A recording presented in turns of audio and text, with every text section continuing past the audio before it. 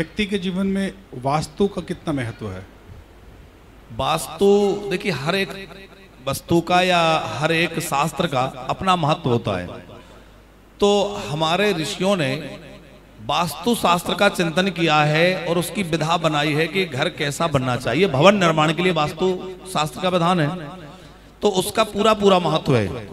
जैसे ग्रहों का महत्व है जीवन में, उसी तरह वास्तु का भी अपना एक महत्व है। घर को कुछ हिस्सों में विभाजित किया है।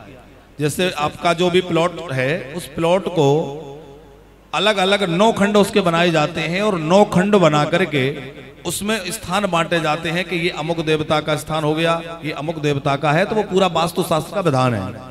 अब उसमें कौन से देवता के स्थान पर घर की क्या चीज आना चाहिए वो निश्चित है।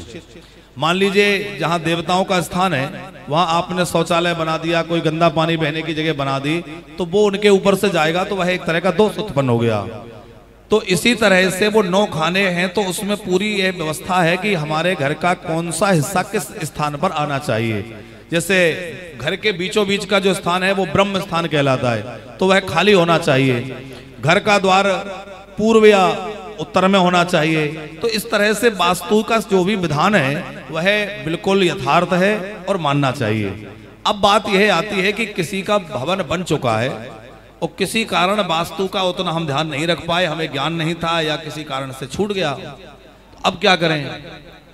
तो हम तो कथाओं में भी कहते हैं कि चाहे वास्तु की बात हो चाहे ग्रहों की बात हो, सबसे ऊपर कौन है?